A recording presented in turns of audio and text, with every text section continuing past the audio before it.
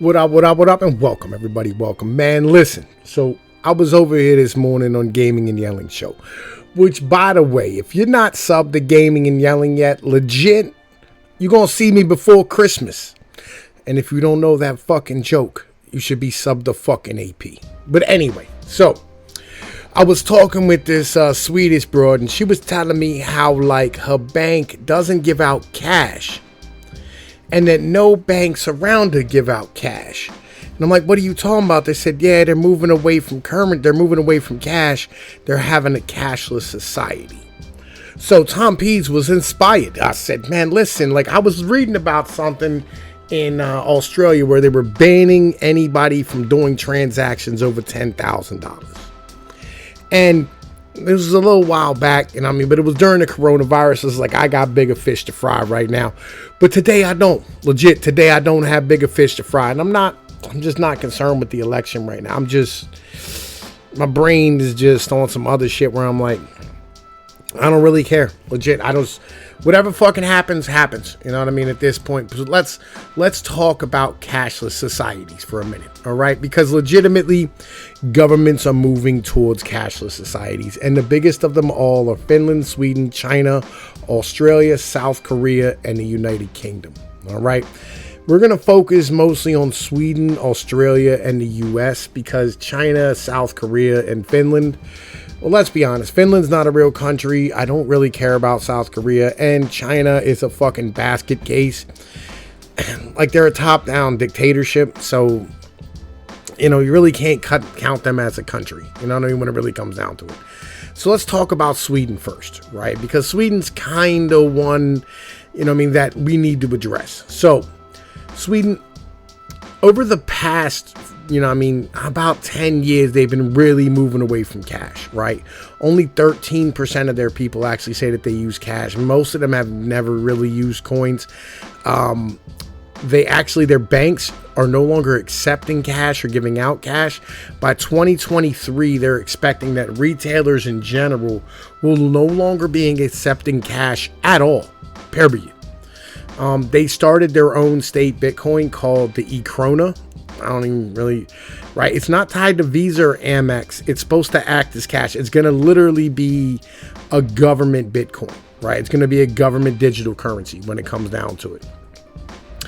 And it's supposed to take the place of cash, right? So like individuals who, don't have access to bank accounts or whatever the case might be or whatever it is, they'll be able to use the ekrona. I'm not sure why, like, cash is always king as far as I'm concerned. And in Australia, the laws, they actually have purchases of more than $10,000 are illegal, and you can't leave the country with more than 10 grand. That's a big thing. Legitimately, that's something that, is kind of scary when it comes down to it. Because, like, imagine, like, you can't save up to buy a car, right? Like, imagine that. Like, you have to, like, use a check. Or, you have to lease it or you have to make a payment plan type of deal. You cannot stand here and do a $10,000 transaction with your debit card. Most banks won't allow you to do so. And most places won't accept that. In the US, there's a lot of laws against cash that a lot of people don't know, like civil asset forfeiture, right? That's something that, where basically it's really simple. Civil asset forfeiture is if you get caught, say like you live in, West Virginia and you got to go to Ohio to go buy a car. And you get caught on I-70 with $5,000 in your pocket to go buy, a Honda Accord or whatever it is, right? Well, they can say that you are running drugs or you're going to buy drugs or you're involved in drug dealing. And that's what this is all about for that shit. And they go, well, we're just going to take your money and keep it.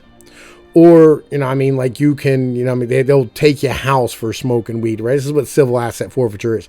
And they charge you money with a crime, right?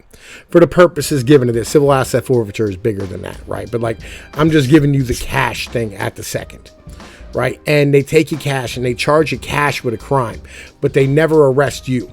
Like, they don't actually have any constitutional liability against you, and they consider your currency that you have in your pocket as its own entity.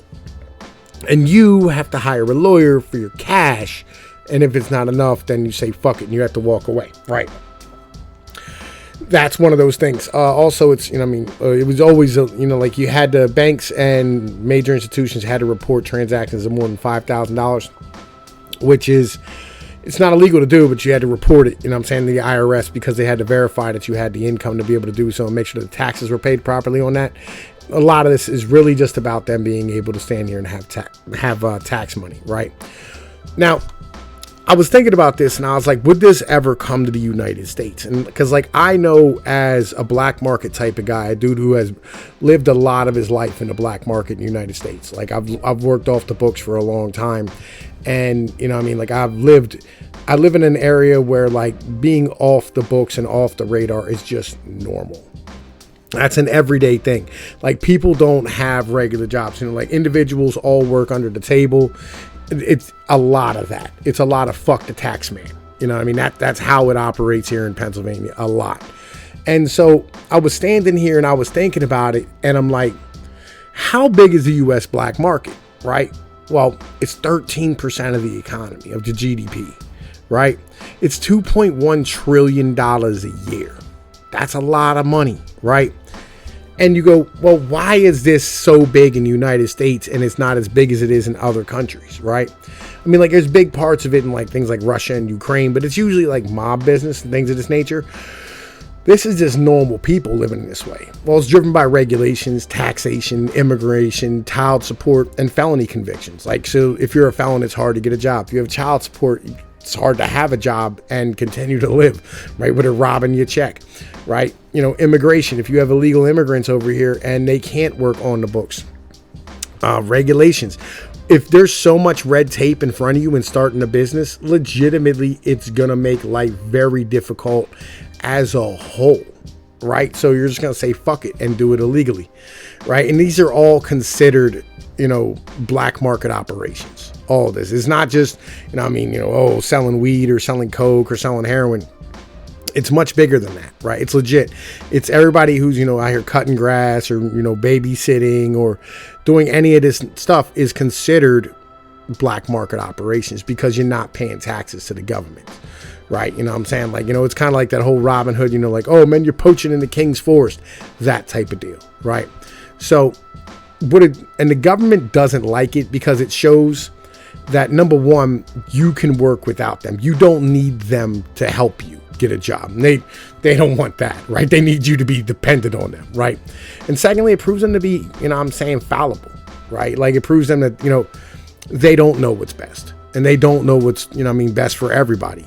And they think that that's terrible too, because that means that, the government isn't involved in every aspect of your life. And that's something that I'm kind of proud of, in knowing that I participate in that, and I participated in that my whole life. And, my family still does to this day.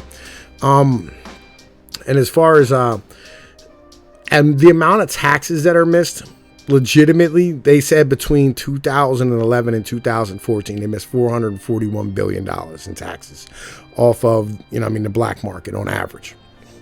Well, if you think about that in the right way, we spend $1.4 trillion a year just on Medicare. So what's $441 billion over 3 years? Like what? I'm trying to think here. Probably be like what? $140 billion a year, something like that. It's nothing. Legit. That's no taxes as far as the federal. They don't even care about that. That's a rounding error for them at this point. So it doesn't really matter. It's not like they're missing out on that much taxes, and it doesn't really affect things as far as stuff's concerned. And not only that, these individuals are doing things without the government helping them or regulating them or using OSHA or any of this stuff. Like, they're not using government services. They're not accepting government payments. So therefore, they're literally adding to the GDP without taking away from it. And that's the best that you could do as an American. So with that being said, this started off as a cashless thing. All of that is driven by cash, right? And that's why I bring up the black market. Will it ever come here? No. Like, major retailers, maybe. You might not be able to interact with Amazon or Google or, Walmart. they might stop taking cash, but I highly doubt Walmart will ever stop taking cash. Why? Because there's a lot of illegal immigrants that shop at Walmart and get their groceries there. I don't think this will ever work in the United States. Legitimately. I don't think it ever will. I mean, I might be wrong, but then again, everybody else adopted the metric system back in the 1850s, right? Actually, before that, Thomas Jefferson was trying to get us on the metric system, right? When he was president in like 1808.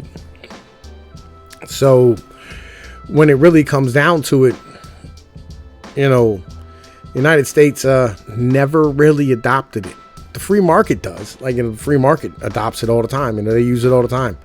But when it comes down to when you're buying wheels and tires and, you know, when you're buying your groceries, we still buy gallons. We still talk about measurements in school and inches and pounds. This is America, all right? We don't do what everybody else does, ever, because we don't have to. Because we're bigger, we're better, and we're not tied to them. It is what it is. Anyway, yo, look. It's Tom Peeds with Pnoid News. I wanted to bring y'all this and, you know, I mean, let y'all know, let y'all see what y'all think about it. Tell me in the comments, you know, drop a comment.